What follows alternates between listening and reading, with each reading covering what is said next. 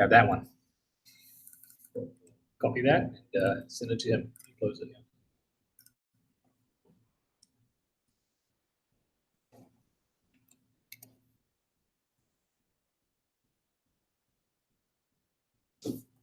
Only have one lead? So you only got one lead? Yeah. Otherwise, I'll be making a mess of my face all day.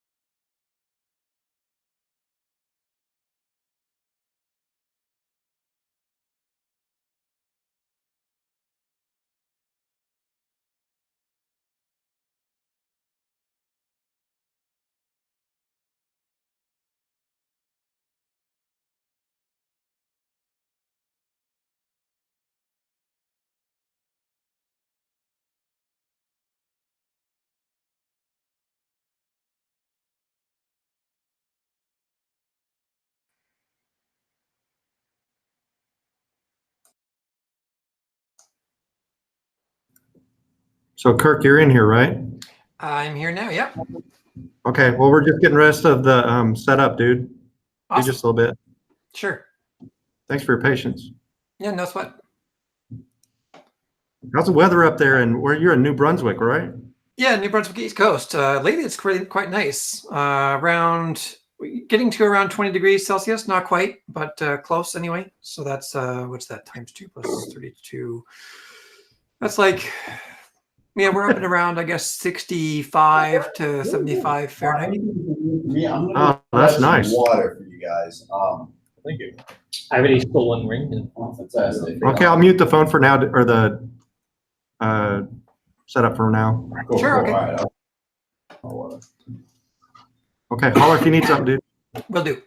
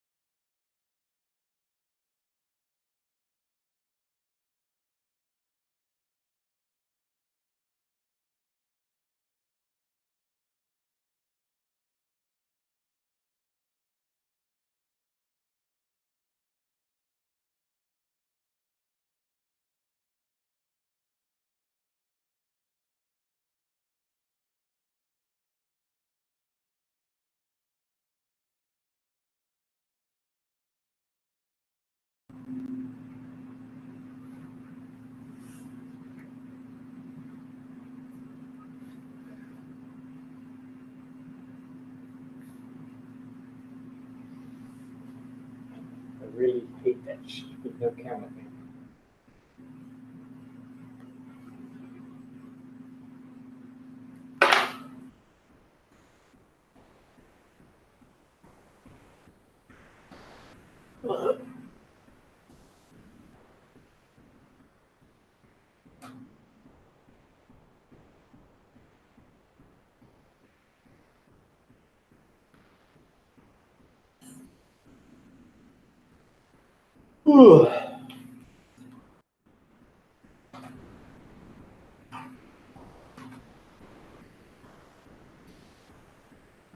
It didn't echo or anything, did it? Nope.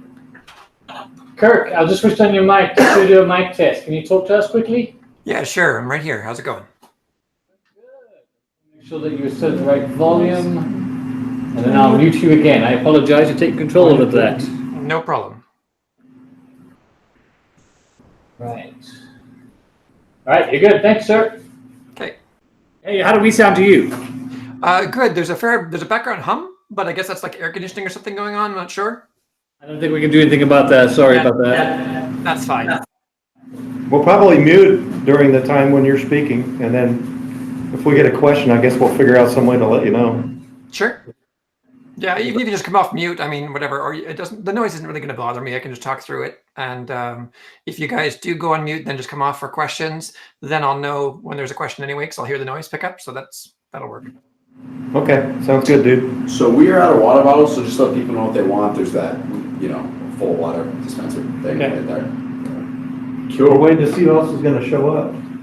It must be, it's the time of year when everybody's on vacation, so I don't know. It's all good. It's what it is. If not, we have more pizza. No worries. Okay. Too Too bad you weren't here, Kirk. We could give you some pizza and wings. Yeah. That's all right. It's 9:44 here. I'm not really up for pizza and wings right now. Yeah, I understand. Still, we would be thinking of you, though. All right. Do you see Oliver's really cool camera where it shows all the way around the room? Yeah, it's really awesome. Yeah, it's pretty cool. Pretty cool idea. Now, is that a smart camera that automatically turns to the person who's talking? Yes. No, it's not turning. It's a 360 that's automatically dissecting the video. Oh, okay. So it's basically then using surround sound to figure out who's talking and then eventually flips to them. But today, hey, there we go. There's the man with the camera plan. Yeah, so it's the whole 360 right here. Nice. All in my nose. Yeah, you did well. Hello.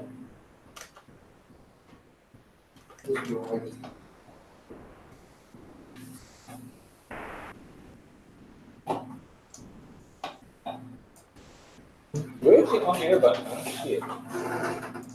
Was it not in there? There it is, right there. In the corner, right there. What? It says off air right over to the right of where. Yeah, but that's not the on-air button. That's not the start streaming button. I'll see if I can get to it. Yeah, you might. Oh, you want me to, I'm in the, looking at the settings. It looks like it might be there. This should be right at the bottom of the video. You see it? Start Hangouts on there. Yeah. You should have it open already. You're there already. You should just have it on another window. Yeah, there should be a button right here. Where? Right here where this off-air button is? There should be an on-air button right here, so I can start the damn thing. Screen share, chat. Yeah, I don't have it. What's going on? There, I'll exit and come back in. See if I get it.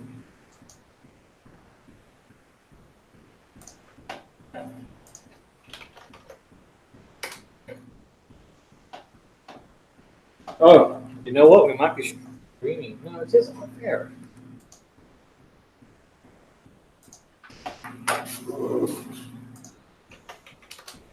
They accidentally got on. Oh, okay. Yeah, we're already streaming. Kind of odd that there's an appointment agency with Texas. Hello. Good, how are you? Fine, thanks. Okay, so we're already streaming. That was a mistake on my part. Well, it says off air though. Yeah, no. It's a check mark I chose when I made the live streaming event. Oh, is that right? Yeah, I said whenever the Hangouts goes online, basically start streaming. So the minute you click start. That's when I did it? Yeah, Okay. that's new. New feature. To an old thing they're trying to get rid of. So I've noticed a couple user groups are switching to Twitch. Yeah. What's his name in California switched to Twitch. So that's Have you messed with the Twitch very receiver. That's what's showing the live stream. Mhm. Why I like this is because Google Hangouts takes care of us connecting to someone remotely. The Twitch won't allow that. Well, at least what I understand of it so far. We'll have to give it a once over, if you will. Let's see if we can figure it out Yeah. when we get some time. Yeah. There's nothing offered like Google Hangouts and YouTube together that I know of so far. It doesn't seem because it seamlessly streams into YouTube from the Google Hangouts. I mean,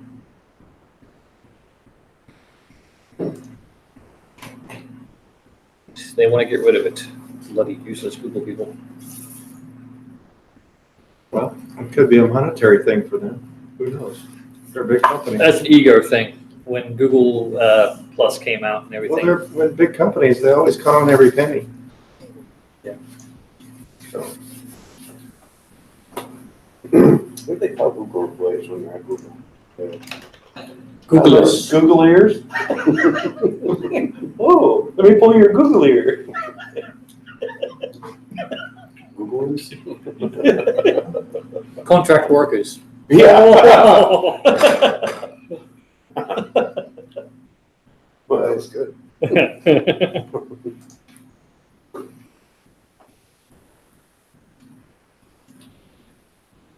This is my first pizza in Arizona. Yeah? Well, congrats. Year and a half. Really? You made it sound like you just moved a few weeks ago by how you said it. I was like, I think you're like a year and a half, no pizza. I'm like, what the hell? I mean, how are you? Been okay, how about you? Okay. I got hired on full-time at Wells. Well, congratulations. Oh, yeah. You're working at the big tech Yeah. center? Are you downtown or are you here? I'm down like 3 miles from my house, which is Okay. makes it awesome. All right. I'm pretty excited about it. I get to go do what I always love doing, which is DevOps. And did you get a chance to reach out to? Yeah, I did. Okay. I talked to him. Okay. The problem is since they always do the SCCM meeting during the day, I just didn't feel comfortable for me going to it, just simply because I was on contract and all the stuff that went with it. Well, there's going to be, they do that. They do those meetings quarterly. So next one's probably going to be in September, October, and that time frame. It seems to be the same theme in Austin. In Austin, they did the same way. They would hold it like at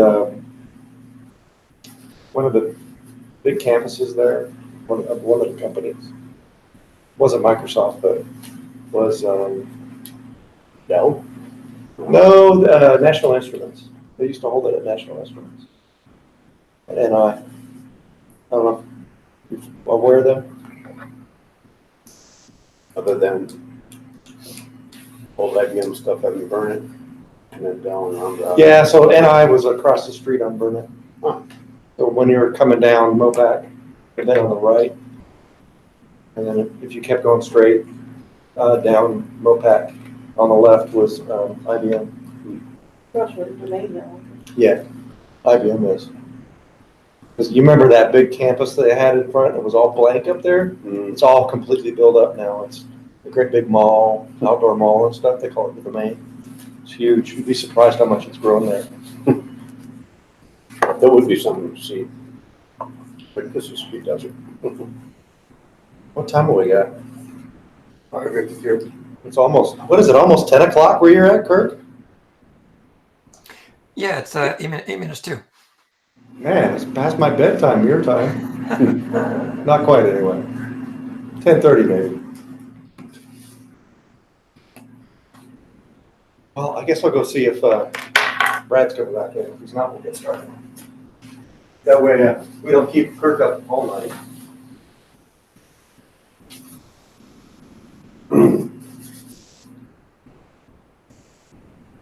Is anybody else here at the Wells Fargo account or? Ex-citizens? No. I was until last week. No. Oh, I yeah. just finished the year. You're at SRP, right? Or APS? APS. APS.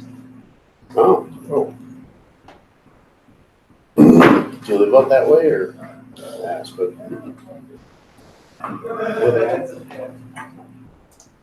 21st and we over here. 21st. What's up, guys? Hey, what's up, bro? How you doing? Not bad. Good, man. Good to see you again. Yeah. So welcome to Arizona PowerShell for June.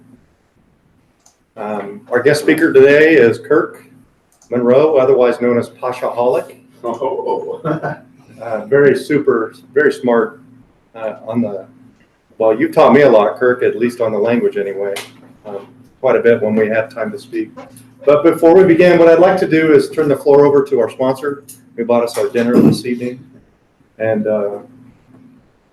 let them take it away, Tech Systems. Thanks. So welcome AZPosh. So what Tech Systems is really the leading IT services provider all over the world. We do focus here, especially in the Valley, within Arizona, but we also are all around the country. So if you're ever looking for just resume updates, want to know what's going on in the market, or looking for your next opportunity, we'd love to help you out. Tech Systems, we specifically are going to focus on IT individuals, and then we basically have everybody from DevOps, help desk, you name it, we'll cover it. Any questions on that? I'll leave my business card here, and then we're also going to video passed out so you guys can find a link to our website. Yeah, thank you. Cool. All right, thanks, dude. Also grabbing Thanks for the pizza. Yeah. Yeah, go home. Okay, tonight I think Kirk is going to speak on how to contribute to open source PowerShell. So I don't want to steal your thunder, Kirk, so take it away if you like. All right, just 1 second while I fire up the presentation here and get that shared to get started. Where did my presentation go? I have to watch myself eat. And that. Okay, screen share. There's some bad for that. Is what's on your screen actually getting? Yeah, streamed? broadcast. Okay. So I just shared it out. I see it on my side. There we go. There we go. Yeah. You got it? All right. Okay. So thanks everybody for attending. This is a new talk for me that I've been wanting to do for a while, and I've been holding off, I guess, just because I've been going through the open source PowerShell process a lot, and decided when I wanted to do this talk a while back, I decided should start taking notes and thinking about what it is that I do and how it works, and things that are good and things that are more difficult, and try to save other people some headaches as they go through the process. So this is a 101 on open source PowerShell. Also, part of the inspiration for this came from a chat I had with Joey from the PowerShell team at one of the conferences that I went to this year, because just talking with him and talking with the PowerShell team directly, the PowerShell is also still open source in PowerShell. It's relatively new to them as well, because it's only been around since PowerShell Core. And even though that's been 3 years going, the process is taking a while to build up, and it takes a while to get momentum. And so the interactions and the things that need to happen, all of that is a long, I guess, a long-term effort to get to the end goal, where it's a really, really smoothly refined process that just works. It is still evolving right now over time. They're working out kinks. They worry about people doing work and then them saying, no, we don't want that work and that kind of thing. And so they don't want to hurt people's feelings because they put in effort and they feel bad on that side of the fence.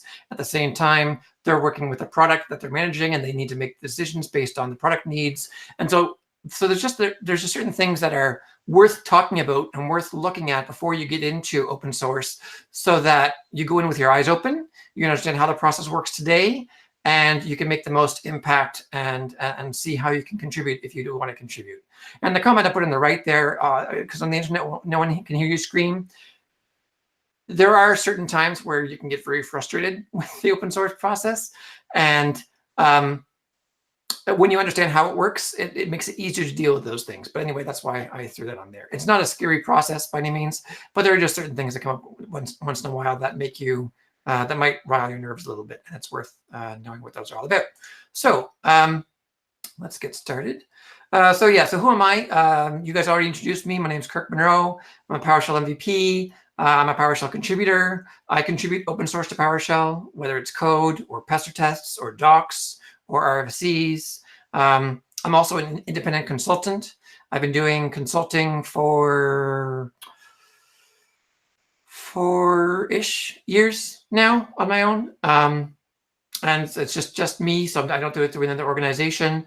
I am currently looking for consulting opportunities. So if you do have needs for somebody who knows PowerShell really well and has a wide polyglot kind of tech background, because I've done a lot of work in the dev stack as well as on the IT pro stack and doing software for IT pros when I was working the dev stack, then don't hesitate to reach out and talk to me about what your needs are. We can see if there's a fit. And of course, if you guys want to reach me anytime on Twitter at Poshoholic, on GitHub at Kirk Munro is my handle when you're in the GitHub communities, and I'm on PowerShell Slack and pretty much all the communities that are around for PowerShell. You can find me there in one form or another. The agenda. So what I want to talk about today is what you can contribute to open source PowerShell. It's not just code. Open source is a lot more than just that. The ABCs of different things, different ways you can contribute. So issues, PRs, and RFCs. There's some acronyms there. I'll talk about what those are and when to use what. The tooling that's involved, the things that you might want to have installed in your system as you go through to do various contributions, things you might like to avoid. And I'll talk about examples along the way from some things that I have experienced and that I've done through various contributions. So what can you contribute? So the easiest contribution is documentation updates. Documentation updates are actually just so brain dead easy that in terms of being open source, you don't even really realize that you're using open source tooling and GitHub and stuff behind the scenes when you do updates. It's that transparent. Actually, before I even go into the other ones, I'm just going to flip over to my browser and just show you an example of what I mean by that. So if I go to, I'm just going to pick an example, convert to CSV. So let's say I'm working in PowerShell and I'm looking at documentation for a command, and I realize that the documentation is wrong, because it's documentation and it's, it's current. Maybe it's not clear enough. Maybe it needs something better explained, or maybe it's actually just technically incorrect. And so you can find that once in a while when you're going through the docs as you're working through the work you do in PowerShell. And when you do, and you want to make an update, all you need to do is go and find the docs online. So right now I'm on docs.microsoft.com for the particular command, and there's an edit button on the top right. So which I can't directly edit the document. What I can do is I can make an edit and then propose it to the team. So it's not like a wiki where I can just make changes direct, but I can propose my changes through this edit button. So if I click on edit, it flips over to GitHub automatically. And so I'm looking at the documentation for it. Now I actually have to click on edit again, because this brings me, the first edit button takes me to the page where the documentation for that, what I was looking at on docs.microsoft.com lives on GitHub, because all of Microsoft's PowerShell open source efforts is in GitHub. And so it brings me to the appropriate page. I don't have to go searching for it. And then I can click on edit right here. And you can ignore the fact, well, actually two things. One, you need to have a GitHub account for this to work. If you don't have a GitHub account, go and create one, because you'll use it if you're working in open source PowerShell at all. And then two, there's details, like it says, edit the file in your fork of this project. If you don't know what a fork is, that doesn't matter. The process for doing this edit is really, really transparent, and you don't even need to understand all the technical details that go on behind the scenes. So let's say it was something in the synopsis that I wanted to change. I can just click on edit, and then I've got the actual documentation in front of me written in Markdown. Markdown is just a lightly structured documentation format for structured documentation. So 1 pound is header level 1, 2 pounds is header level 2, 3 is header level 3. Backticks, 3 backticks are for a code block. And so there's this markdown syntax, but you can still read the details of the documentation, and you can go where you want to make your change. And so let's say it's, converts object into a series of comma separated values. Well, technically, getCSV has a delimiter parameter.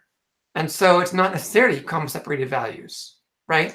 So I'm not going to make this change right now, but I was just looking for something off the cuff, and it turns out that there is something here that's not technically really accurate, right? CSV is actually character separated values. Actually, maybe I will submit that change. Because by default it's comma, but it's not always comma. It could be tab, it could be pipe, whatever character that you want it to be as a separator, you can do that. So that's funny that I just fluked on a documentation change that actually needed an update out of the blue. But anyway, so yeah, so I just go through and I make my single word change here. And then if I want to see what that looks like, I can click on preview, and that'll let me see the rendered version, and it shows me what I changed and what it's changed to.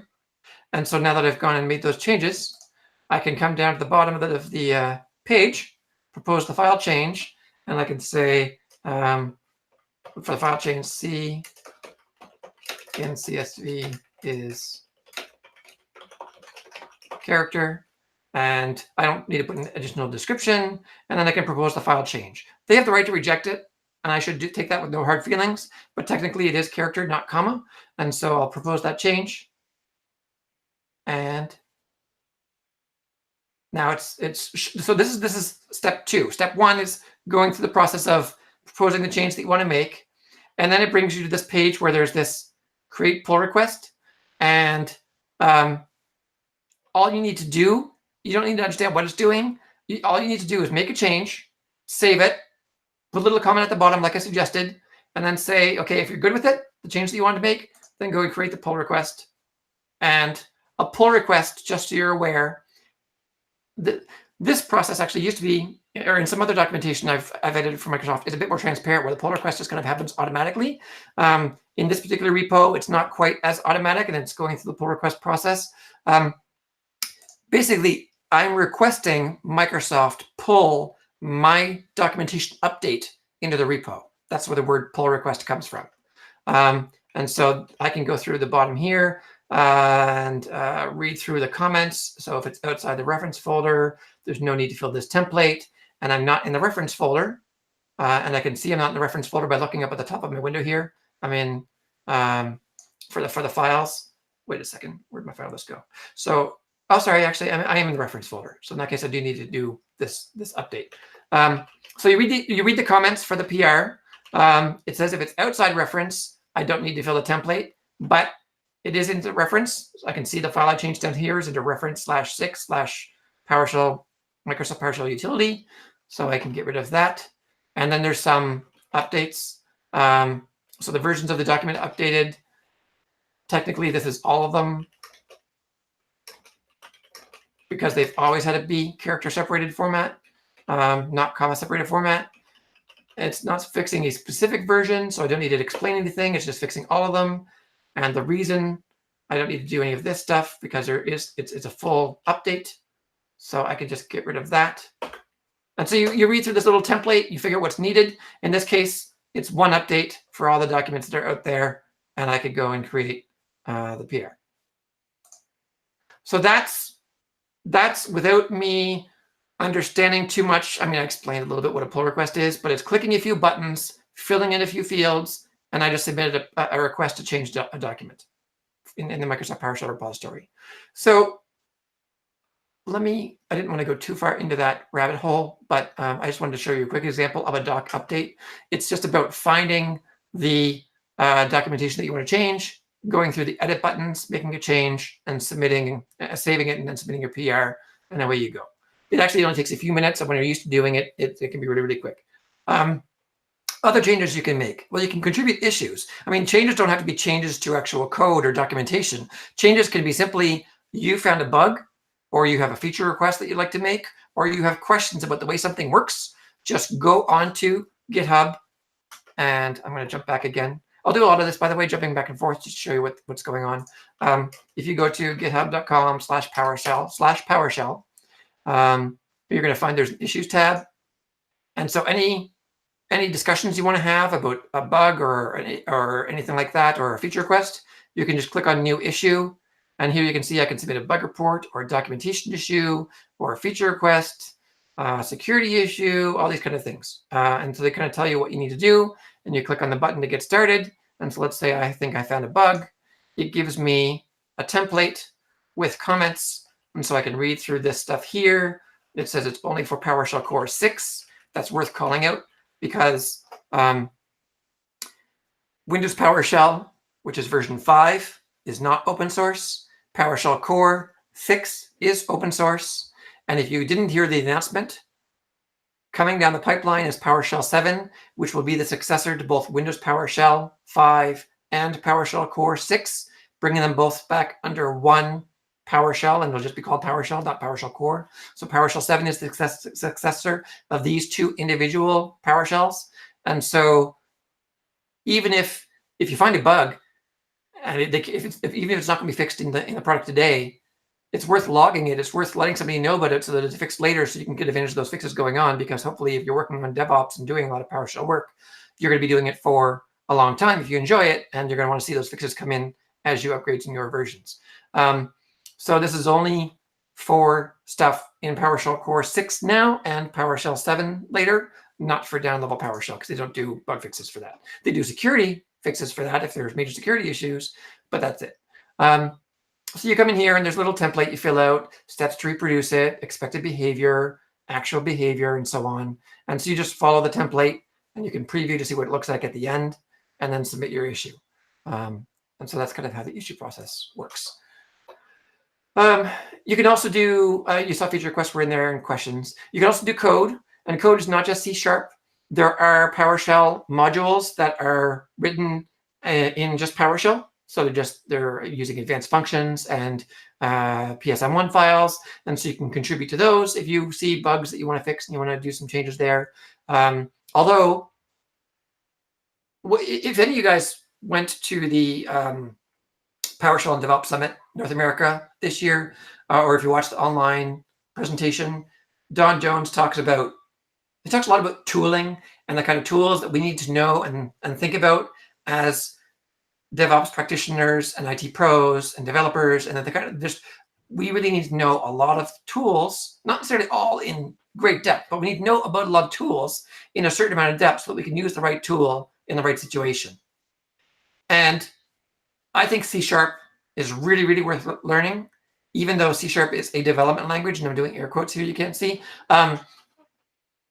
You're already on your way if you're using PowerShell, because PowerShell is a .NET language. C# is a .NET language. You are probably, depending on how long you've been using PowerShell, it's very likely you're already using methods and members, and you're already working with class instances. And so it's not a huge leap when you already know PowerShell to get into C#. So I highly consider people trying and starting to transition to that gap and learning C#, because the benefits when you do learn it are tremendous, not just from PowerShell contributions to open source and doing work for free for Microsoft, but the benefits from knowing C# for your own tooling, for doing DevOps work. There's things you can do in C# with PowerShell that you can't do in PowerShell. There's performance gains to be had. It's a great tool to add to your tool belt. So I highly advocate trying to learn it if you don't mind taking time to do so. And of course, there's also language enhancement ideas. So beyond bugs and feature requests, there's actual enhancements to the language itself. Maybe there's some syntax, some operator that's not there that you think would add a lot of value. Maybe there's some new feature area that's you recognize because you're working with PowerShell and DevOps and some specific server product, and that just hasn't really come up before, and you see a value there that could be added. You can propose these big, large changes, something along the lines of, well, even PowerShell remoting, right? Or something like that. Like you can propose big changes to PowerShell as enhancement ideas to the language and to the core design. And that's not at all doing with code. That's just talking about the need and the idea and what you would like to see. And you don't have to write the code for it. Somebody else can do that unless you want to write the code for it. But anyway, that's also a very great contribution to make to the language. So I talked about some of this already, but so ABCs of issues, PRs, and RFCs. Issues are bugs. Identifying them is a huge help, but always search first, because if you go back to, did I close that tab? Yeah, I did. GitHub, I should have left that open. So if I go back to the issues page, you can see there are currently 1,915 open issues, and there is a great filter right here where you can search. So it's worth searching if you're finding a bug related to convert. I'll just use the same one, convert to CSV, and then I hit enter. I can see, are there any open issues against that, and take a look at those. So search first, see if somebody's already logged it, and then go and read the details about that and add comments or do +1 so that people realize that, hey, there are more and more people who are experiencing this problem. Maybe it's worth fixing. You can also see if the issue has already been fixed. So right by default, these are filters, is an issue and is open. Well, I can change it. I can change my filter and I can look at closed issues. And there's twice as many closed issues as open ones, which is a good sign. So there's bugs getting fixed. And so you can check and see if maybe something was already fixed in PowerShell 6 for something that you find in PowerShell 5 or 4 or 3. And that's great. You know, hey, that's going to be fixed in when I do migrating it, that's that newer version. So you can check the issue status. And if you want to search both closed and open at the same time, you can just drop the filter altogether manually, and then you get both. And then just come down and click on the ones that you want. But generally speaking, yeah, search for the issues first just to see if it's already been fixed or not. And then if not, then go ahead and log it for sure. If you know Pester, so Pester, if you don't know Pester is a test harness for PowerShell. If you know Pester and you're comfortable with it, then please, by all means, use it in your test report, because ultimately, when you find a bug and you log an issue for that bug, they're going to want to have the repro scenario. And if you can do that repro scenario as a Pester test, then that means that the person who fixes the bug has that test to put into the automated tests that are run all the time to make sure that issue stays fixed. And so if I flip over to my window over here, where did I have that? Oh, wait, no, wrong one.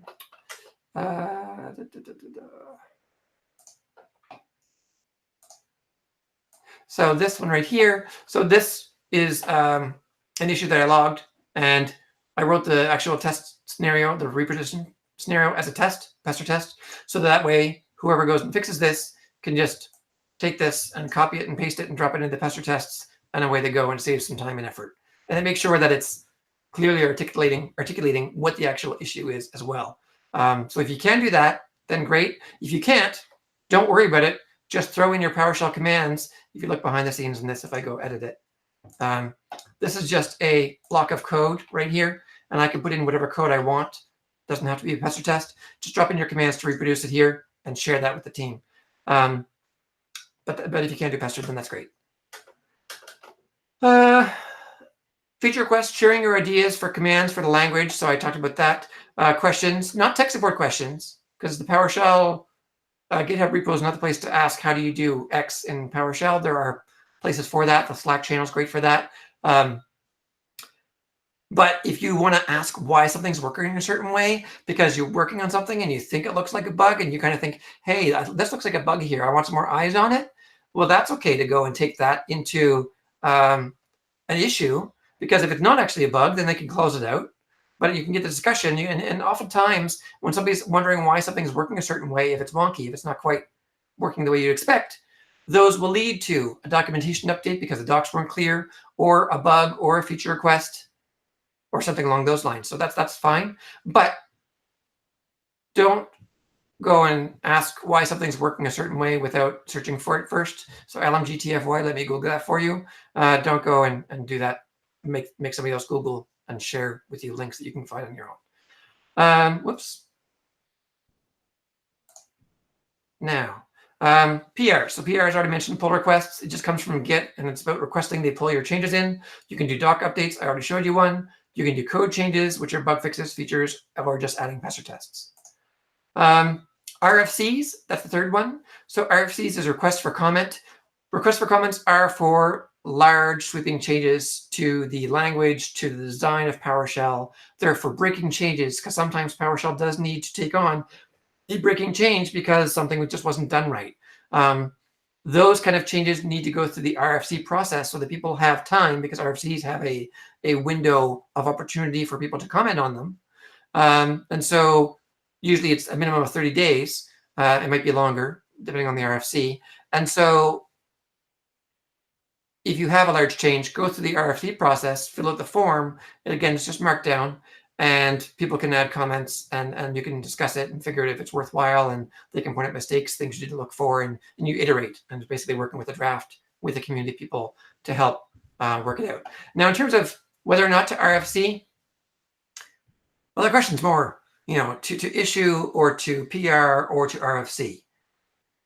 You need to figure out if you find something and you want to make a change, what do you do with that change? If it's an issue and it's just a bug and it's not a breaking change and you want to fix it and you're able to do so, you can log an issue if one's not already logged, and then go and do the PR, or you can just log the issue if it's a bug you found and you can't make the change. That's fine, log the issue. If you can make the change and you want to do so, you can do a PR. If it's a big change, well, then you got to go into the RFC, and so you got to make that call. Is it breaking or is it new additions to the language or broad feature sets or things that people might want to contribute to and work out the design for. But yeah, be a little careful because sometimes people submit a PR, and myself included, I'm speaking from experience. Sometimes people submit a PR that should have had an RFC with it first, which is, in my mind, not a big deal, at least from my perspective, because I often think through the scripting and the coding that I write. And so if you're like me and you're working something out mentally with code in front of you, then or with a PowerShell script in front of you, then you might do a PR when you RFC anyway, just to work it out, make sure it's feasible, and have the RFC to go with it.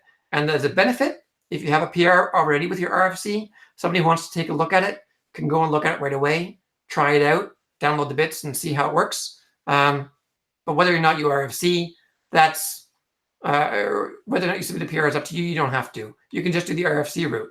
I like doing both because, like I mentioned, I think through code, and if it's not that complicated, I'll just do it to prove to myself, yes, it can be done. Yes, it makes sense. And then throw an RFC to go along with those changes. This is a big point about the community, no matter how you're contributing. If you're participating by talking to people on an issue that somebody found and you're adding comments to that page, or somebody puts in an RFC and you say, hey, that's great, but what about this scenario? No matter how you're contributing, you always need to adhere to the Microsoft Code of Conduct. And so this is a link that goes out to, where's my link there? The Microsoft Code of Conduct page, which is fairly long, but basically just boilerplate stuff. Be friendly, be nice, be constructive, not destructive. Don't use foul language. Don't insult people. That's what it boils down to.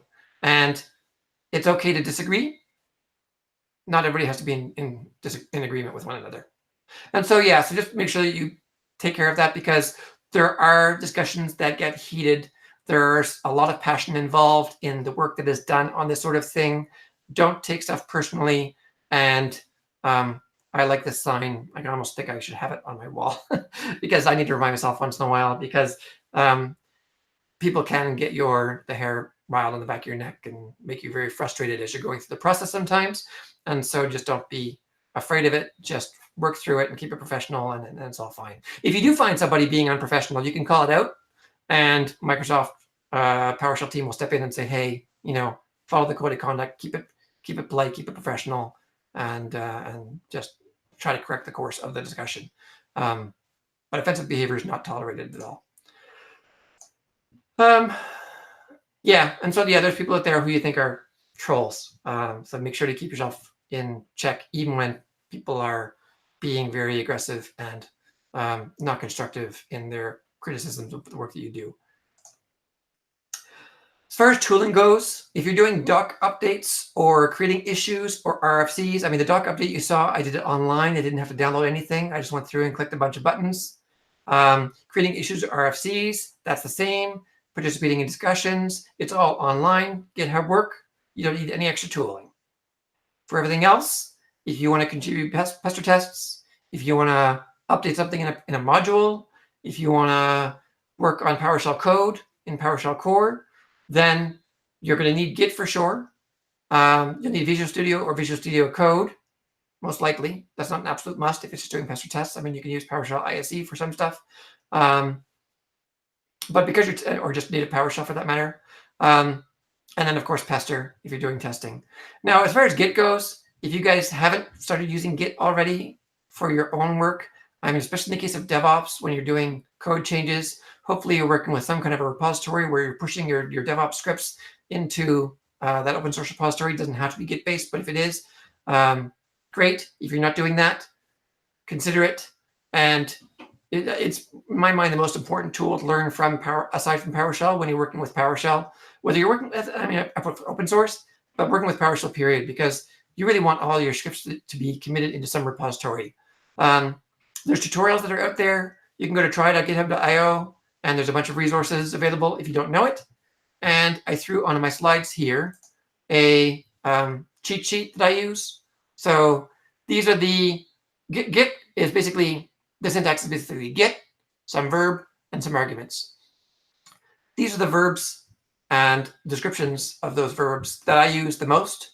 And so I kind of just keep this around to remind myself what was that verb I needed to use again if it's been a while. I mean, when you start using this stuff on a regular basis, it becomes second nature, same as all command line tooling does. But it's not that difficult to learn once you go through the tutorials and you start using this stuff on a regular basis. And so this just basically tells you how you create branches and how you update files, and talks about local repo work versus thinking with GitHub and the kind of verbs that you need to do. So it's a good resource to have and give a try. And if you have questions, of course, go and find somebody who knows this stuff on a forum and ask questions about it, because it's absolutely a great tool to have.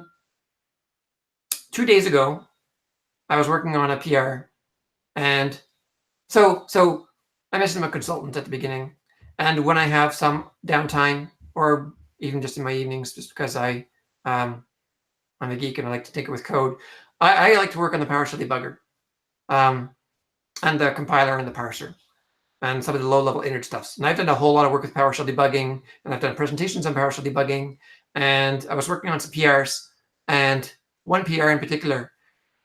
And then I went on to Slack and I was chatting with somebody who I chat with on Slack, Joel, and they basically said this: the hardest part about contributing to the PowerShell repo, and this is literally the hardest part in my mind, is the separation of issues. Because when you go in to make some changes and you're reading code, you're going to find other things. You're going to find other bugs, other opportunities, and you can have the scope of the changes that you make grow when you need to keep your scope small for your changes to be accepted. And so ideally, individual issues should be fixed on individual PRs, unless they're so closely related that it just makes sense to do it in one. And so I do PRs, sometimes they have multiple fixes. But if you can separate them out, that's better. It's easier for the PowerShell team. It's easier for getting the PR through the process more quickly. And it's a real challenge in certain cases to break issues out into different PRs, because when you find the issues, you want to fix them because they're right there in front of you. So that's a real thing to avoid if you can avoid it.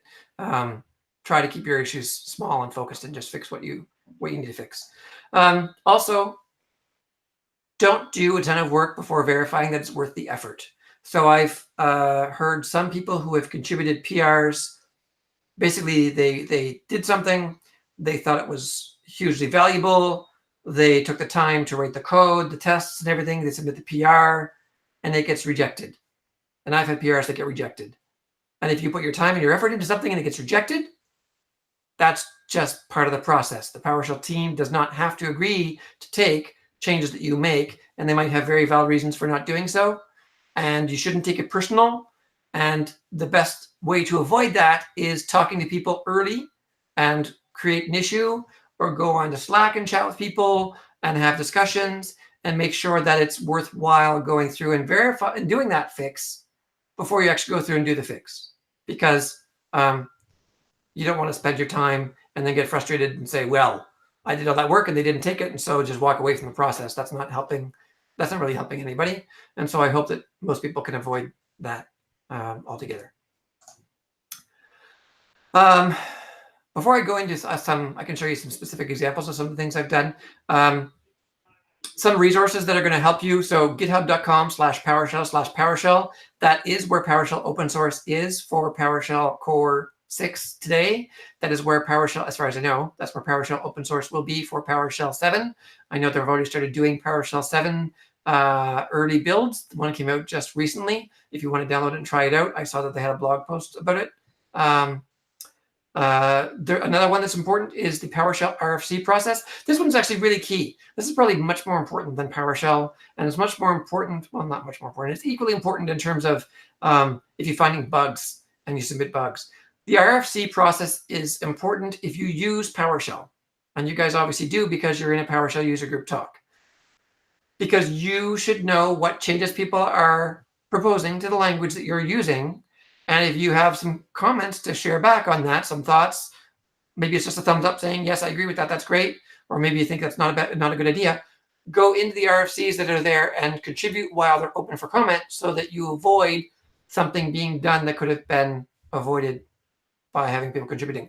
The reason those are open for a month is so that people do submit comments and chime in. And you don't have to chime in GitHub. I should point this out specifically. If you go to, where's my example? Let's see. I'll just open up GitHub here again. So if you're in GitHub and you're looking at, I mean, I'll actually might as well go to an RFC since I'm talking about an RFC. And so you can go into draft RFCs. And so these are ones that people are talking about, and you can pick one you want to comment on. And so you don't have to. So this describes the RFC right here. And then when there's an RFC that's in draft, you can go to the issues page and you can add comments. And so you can see here it's RFC for blah, blah, blah. So here's the electrical strict mode comment RFC. So when you have an RFC, there's number RFC 0003. And then you can go to issues and you can find RFC 0003. And that's where you can add comments to the RFC. And so when you add comments, don't just go and scroll to the bottom and say, do something like, I like it, because that's just a waste of space. If you agree with it, you can just do thumbs up. So I can go to any comment on the RFC. And so this is the original one here. And I can just go and say, okay, click on the little smiley and say, yeah, thumbs up. I like it. I don't have to actually add. So don't just add +1 as a text thing. Just use the actual smileys because it saves a lot of space. That's good GitHub protocol. I just wanted to call that out specifically. But this is how the RFC process works, is through the issues page where you can submit comments. And if you're really keen, you can read RFCs that haven't even gone public yet under pull requests. And so there's one here, for example, for PowerShell Get. And in that case, you can actually go through. Well, that's taking a while to load. There we go. And you can actually look at the files that were changed. Is there a question? Yeah, I was just going to ask, are they going to fix that with the... Yeah, so this RFC is about some broad fixes to PowerShell Get, moving it to a new Get-based system. And so a lot of changes beyond, it's breaking changes, some breaking changes to the 2.0 method of using it. But yeah, so there's some really good changes here. So this one was actually just came out. This is a good example. If you're keen and you want to go to provide comments, you can browse in the PR, find this guy, go to the files that are changed. And if you want to read it, you can just read it through here, but it's kind of broken because people can add comments wherever they want. So what I typically will do is I'll just go view file. And once I've done that, that'll actually show me the actual file as if it was published. And so I can read what they have in mind and understand what's coming in this RFC. And then maybe I've got some comments, and this is early comments, but early comments are still okay. I can go back to where the file was, and I can, maybe there's something, maybe I want to comment on this paragraph right here. So I can come here and click on the plus sign, and I can add a comment right there for the guy who wrote the RFC saying, hey, what about this scenario or whatever? You can give comments that way too. Typically, RFCs go into a pull request for a very short period of time until they work out that the RFC is good enough for draft, open for public comments, but you can still read them early and commit and do comments early. And then once they're public, then they go through the actual issues page with an issue open for the RFC for people to comment there as well. But there you go. So yeah, it's kind of fun getting a peek into what's people are talking about, what ideas people have in the RFC process. So that's a good resource. Also, if you're going to contribute to PowerShell, there's some documentation to read. So let me just copy that link. Actually, that's not going to work. Let me do it this way. Oh, hang on a second. I'll do it this way. So if I click on the link, it's going to open up in another web browser. That's why I'm doing it this way. But if you go to GitHub PowerShell, and you go down to the bottom, it talks about PowerShell here. And so if you're new and you want to learn more, getting started, talks about how to get PowerShell. If you guys have downloaded it directly, you've probably read some of this stuff. And if you want to contribute, there is a contribution guide link right here. And so this is highly recommended reading just to go through. I talked about some of the stuff I talked about already, get a GitHub account, learning Git, GitHub flow guide, and it kind of talks about how the process works. And you have to sign a license agreement to actually contribute to PowerShell because it's a licensed product. And anyway, this kind of gives you an overview of some of the things I've talked about here. So you can read the documentation on how to contribute. And then if you don't know about it already, PowerShell.slack.com, and you can install the Slack client. And so inside of here, there is a PS contributors channel where people talk about contributing to PowerShell. So if you have specific questions about contributing to PowerShell, you can go into this channel, or just general PowerShell questions. Of course, there's the bridge channel, or there's a help channel, PowerShell help. I think when you come in by default, it's going to bring you directly into bridge, which is where most of the conversation happens. And yeah, so you just come in here and chat with folks about what you want to do. This is also a great place if you think you found a bug to work out, is it actually a bug or not? You can come in here and get live help on the fly. So it's a great resource that you should sign up for if you haven't already. And that's my talk.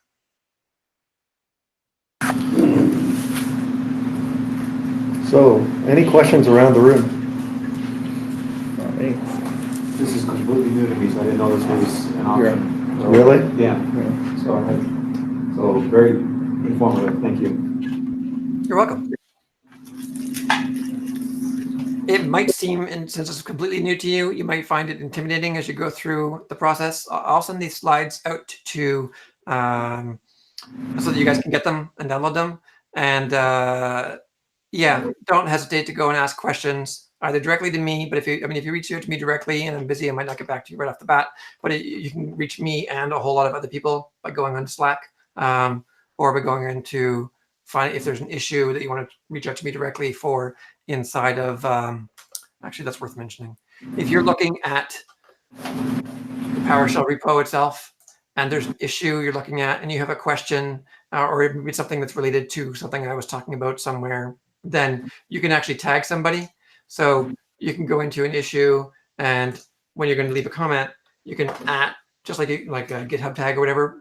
This is the GitHub user accounts. So if you want to grab my attention, just @Kirk Munro, hey, whatever you want to ask about that particular issue, you can reach me that way, or other people as well if it's related to work specific people have done. And as you work through this too, you're going to find you get to realize kind of who works in what areas and who you want to reach out to ask questions.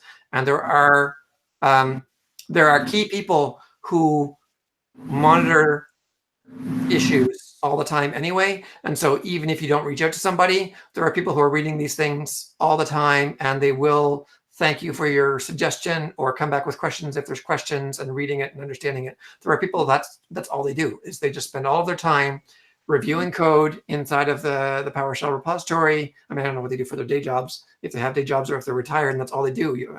Given how much I see them, you would think they're retired and that's all that they do. But yeah, there's people out there that they just review code and pull requests and comment on issues and link issues together and just coordinate and make sure that things are all moving along smoothly. And they don't even work for the PowerShell team directly. What's the most outrageous issue you've seen? Issue report. Say that again. What's the most what? Outrageous issue. Oh, outrageous. Well,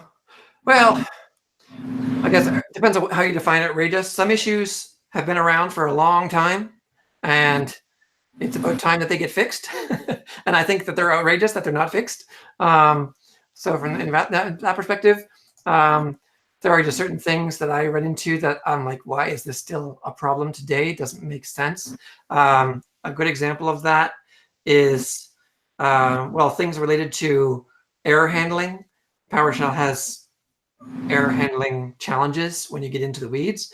I find things related to debugging, but I mean, PowerShell is a scripting language, and a large part of the community don't come from a developer background.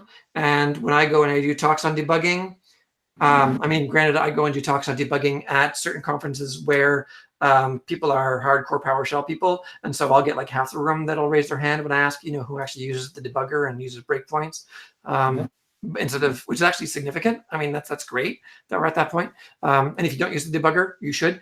But and it's not hard. But anyway, there's just issues I find that it amazes me that they're so fundamental that it kind of outrages me a little bit that they're still there. Yeah. Thank you. So the product you worked on when you were at Quest, is it still around? I was trying to think of the name of it. It had that little train with it. Yeah, Power GUI. I love that product. It's not around as far as I know anymore at all. If you go to powergui.org, it brings you to Quest's homepage. I have no idea if they plan on reviving it. It's been shelved since 2011, so we're 8 years out.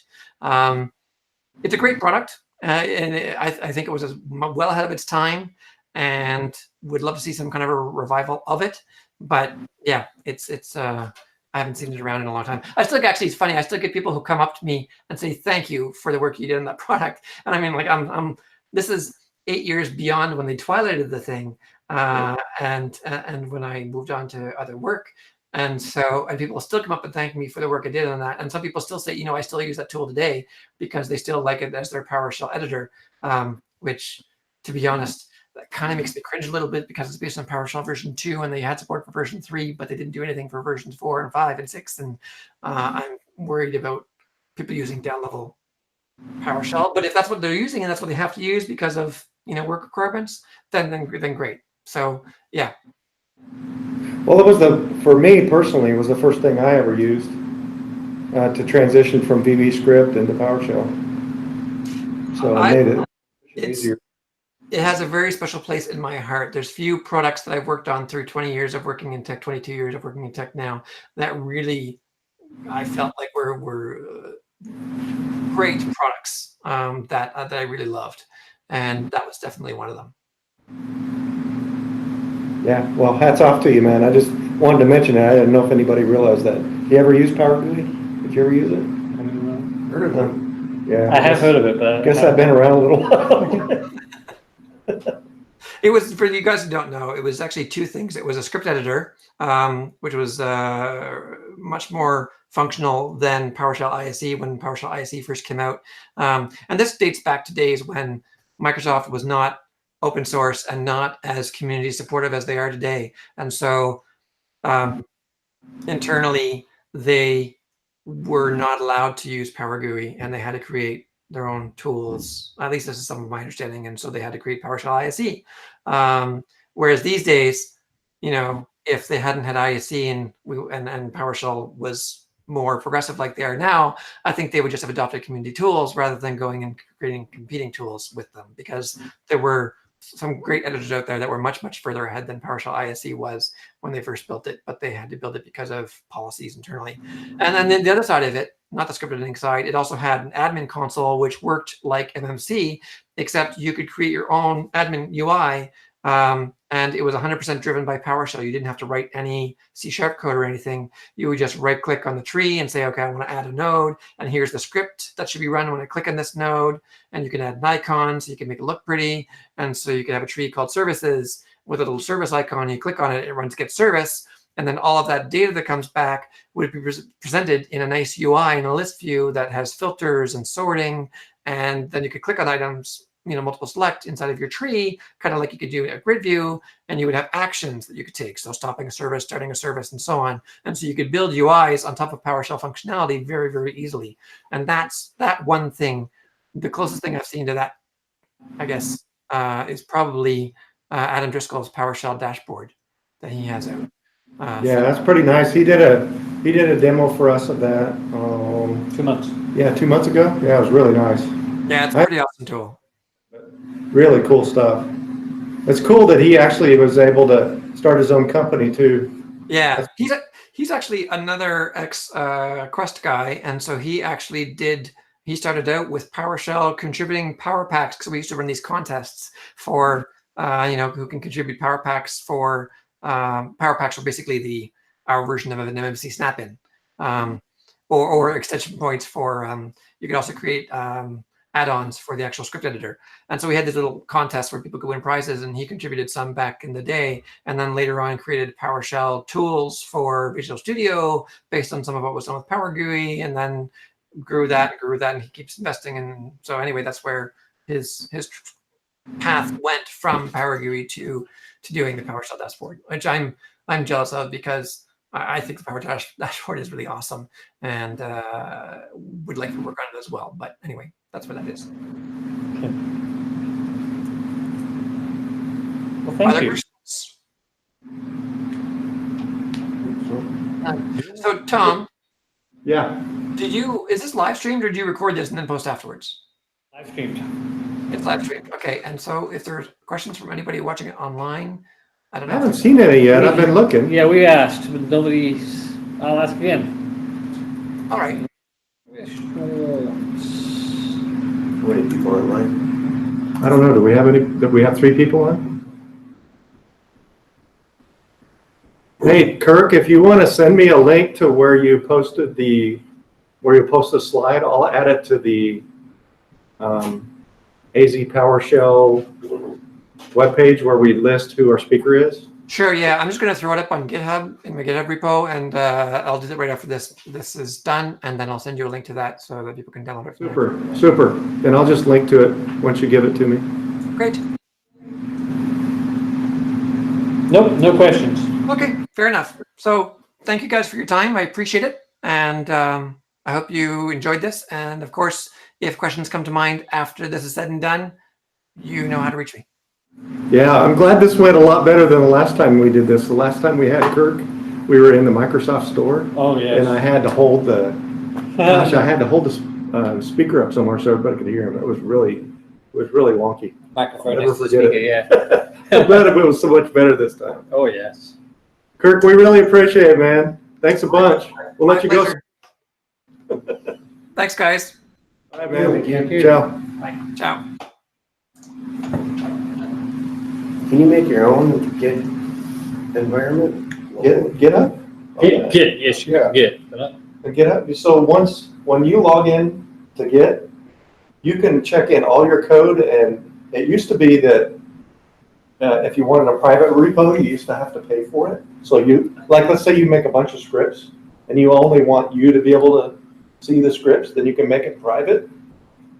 And the only way you can see your code is, of course, if you log in.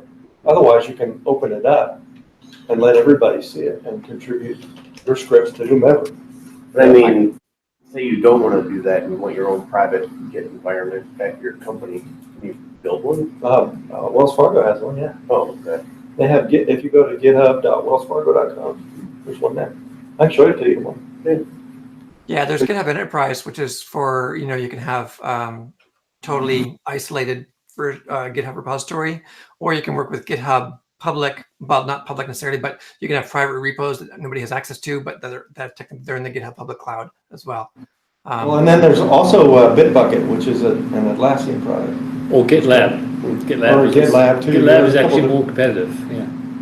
Was that right? Since you asked the question, I might as well just show you. I mean, if you're working with GitHub itself and you create yourself an account, you could, if you want to make a new repository, you just go to your repositories tab once you're on GitHub and click on new. And I had to do this anyway since I was going to share the slides. And so I could call this, what did I call my slide deck again? Where is that slide?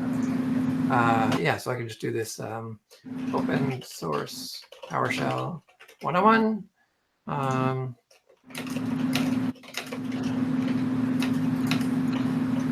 And so I can pick public or private. And so I'll make this guy public. And yeah, I don't need a README or license file or anything like that in this case, but you can add those if you want to. But just so you know, git ignore. If you're doing a repository based on PowerShell, I think PowerShell's got an entry in here. There are certain files that there's no PowerShell entry in there. If you're doing C#, there are, there's no C#. Anyway, there's certain languages that git ignores certain files because it shouldn't check them in. That's what that's about.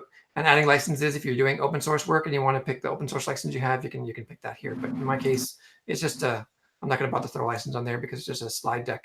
And so you can create the repo And then now I can go and clone my repo and add files. And so, or I can create a new file or upload existing. I can do it through the UI as well. So I'll just upload an existing and drop my file, which I've got somewhere. Where did I put that? So it takes a little bit to get used to, but once you're used to it, I mean, Oh yeah. it's like anything, right? It becomes easy. And it's so great when you actually comment on any changes you make. So when suddenly your source code stops working, you know that change caused that problem. It's like you finally have that burning finger. And that aha moment just comes so much faster than trying to look for that stupid typo all freaking through your code just to find that stupid typo. So in this, I can't actually upload my file by dragging and dropping because it's a PowerPoint file, but I'm going to upload it just using the command line instead. So that'll just take me a minute. Have you run the new console host yet? No, I have not. I've got my upgrade, but I haven't dug into making it work inside of the upgrade on my local system. They actually, you can actually use PowerShell on it, right? Because you Yes. just rely on WSH, right? Yep. Okay. You know what I'm talking about? Yeah, the new console. Yeah. Yeah. Have you tried it yet? No, because it's still beta or not full. Oh, I- that doesn't scare me. My problem is the time. I know about it because they actually made a commercial for it. That's what was the more interesting thing about it. Yeah. A time to be alive when they make a commercial for a console. Yeah, I heard about it through Twit. Oh, Twitter, Twit. Okay.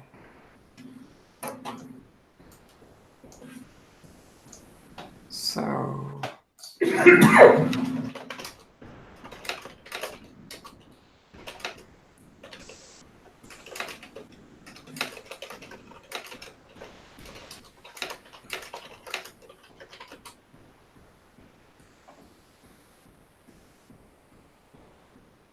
Let me Google that for you. I had somebody do that to me when I was at There we go. Alaska. I didn't know it existed. Do you know what I'm talking about? It's actually kind of hilarious.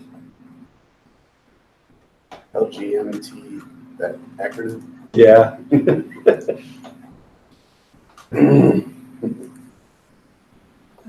You talking about Twit TV? Is that what you were talking about? Yeah. Huh. Windows Weekly and Security Now. Is that coming from, gosh, what is it they post on there? The gaming, as far as the gaming broadcasting. No, service. that's Twitch, not Twitch. Twitch.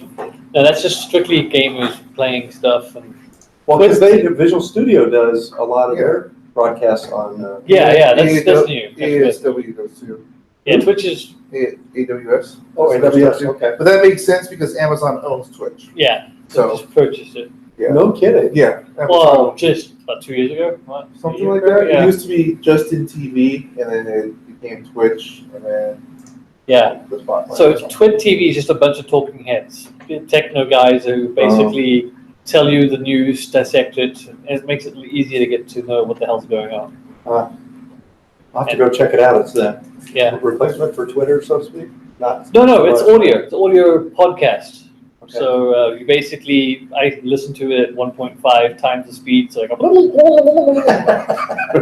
it drives everybody nuts when they get in the car with me. It's like, because unless you get used to it, you build up like resilience to it. Yeah.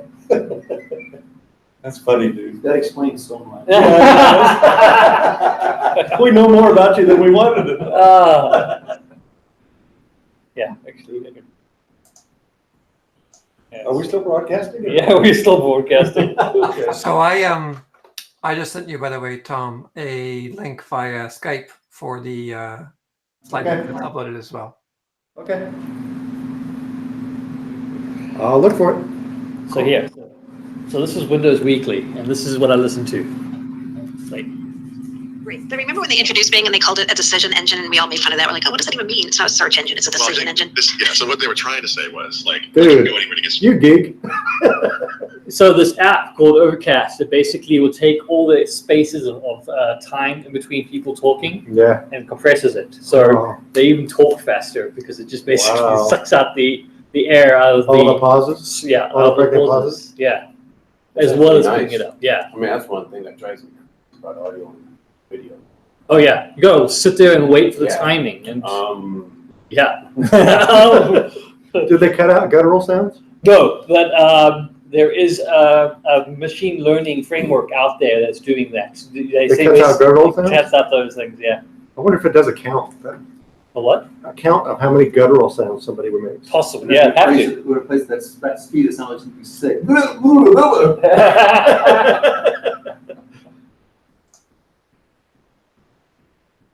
All right.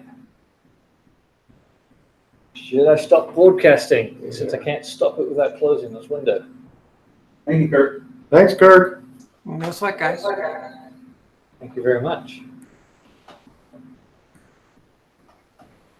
I'm gonna drop off and I think go watch a bit of TV before I crash for the night. So All right, man. talk to you a little bit later. All right, Kirk. Bye. Thanks again.